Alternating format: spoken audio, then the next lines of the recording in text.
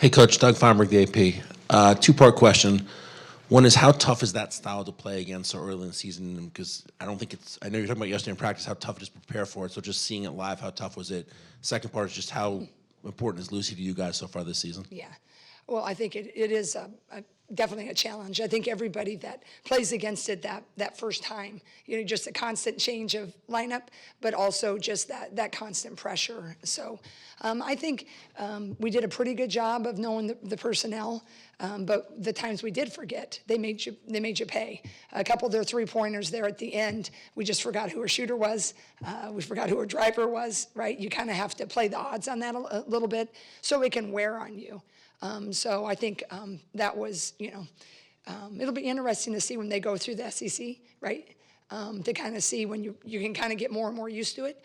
But it's hard to really replicate it, just because in practice you're trying to throw different lineups in there. But I think a lot of it was also the residual effect of the full court pressure.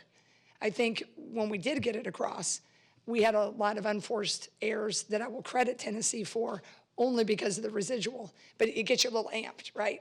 You're trying to make a post entry pass you've made 100 times, but it's 2 feet to the left, or we're forcing something that's 6 feet high, and so you have to give credit to that. So it's definitely a challenge, and I think any coach would want to run it back and do it again, either right now or do it tomorrow. Oh, great. Yeah, I mean, I always tell Lucy, I wish I, could coach her more than 1 year, right? But I think, her playmaking ability, in our situation, it's been a while too that we've been able to be pressed because we've had a secure lineup for the last 3-4 years. So just getting used to our other guys handling the press, and then she's coming in and trying to run it, lead the team. It's a lot on her because we have 6 out of our 14 players are new, and actually 13 because one didn't play last year. So she's got a lot on her plate.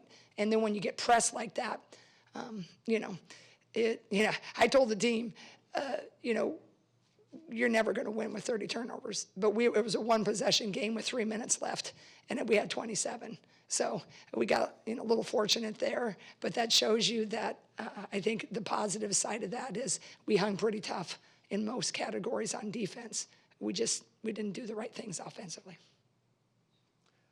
Lucy, Jan, good to see you both. For each of you, I have, Lucy, for you, what is the skill that's most easily translated from your Nova experience over here to Iowa? What's the thing that's come in, let's say, the most challenging? And then, Jen, I have one for you.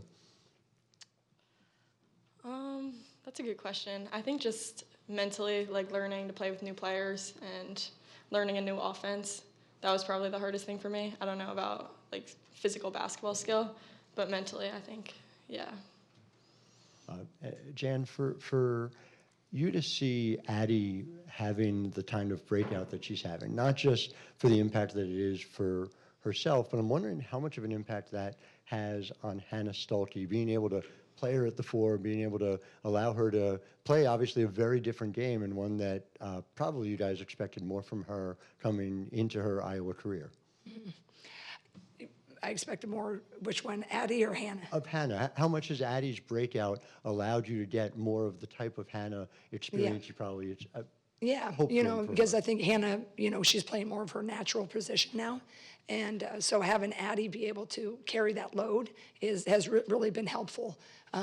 Hannah missed a lot of the summer, so I think I'm still trying to get comfortable with Hannah being a true power forward. I think in time we'll get there, but we saw it tonight. She had some pretty strong competition. Didn't let her get to the rim quite as much.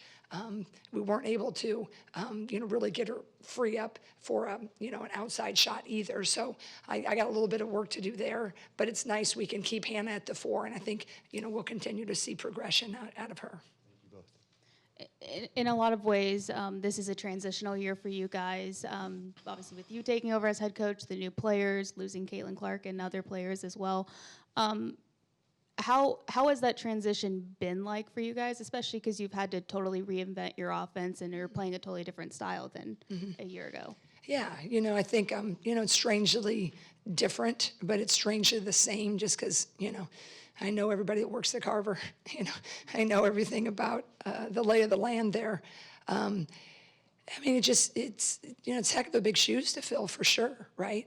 But I'm really, happy I got the shot, and this group is a really good group. I think the only thing I'm really disappointed tonight is they're really a lot better than what they showed. I tried like heck to get them ready with the press. I obviously failed as a coach, but they're a really good unit. They've given everything. They've welcomed the challenge. They're proud that Caitlin Clark and company came, but they understand that pages turn and chapters need to be rewritten. And I think they've done a really beautiful job since the season started. But this isn't any surprise. No disrespect to anybody we've played, but Tennessee's an SEC team with tremendous athletes. I think it was one that we could have had a shot. Had we played like I've seen us play, I think we could have maybe showed a little better. I'm not saying we would have won, but I think it's just hard to feel good about it when you have that many turnovers. So, I got a lot of work to do with that transitional period when it comes to the press break, but I'm proud of them. I told them I was proud of them at shoot-around, and that doesn't change. It doesn't change with, how we didn't perform well, but they're giving me everything they got, and that's all any coach can ask.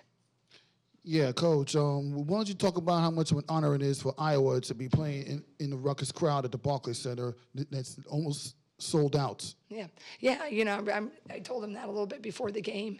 There's very few times in life you really get to be first, get to be first at something. And I feel I've been really lucky in my career. I've had 3 really big firsts. This is one of them, right?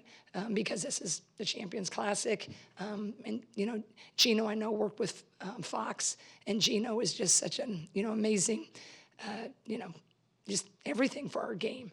And he really worked to get this type of showcase and for our program to be at a place where we got invited. I really felt just so proud and blessed for that.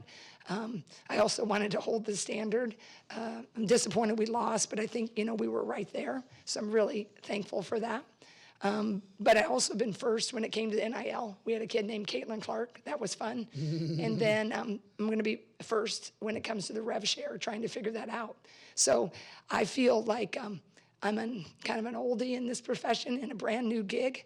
But I'm really thankful when I get to be part of first. And I told these young women, I said, man, this is a moment. Win or lose, you got to be something, part of something really special. And I think you have to take time to celebrate that regardless if you win or lose. And Lucy Olsen, if I could, why don't you talk about, pretty much the same question I asked, and to expand on it, your experience playing your first game at the Barclays Center in your college basketball career? Yeah, it was really cool. The stadium's so big, and I think Coach Jay did a good job of making sure we knew how special it was, so we didn't take anything for granted. And yeah, I don't know if I'm going to love this place anymore because we lost, but but it was a really cool experience, and I'm glad I got to be a part of it.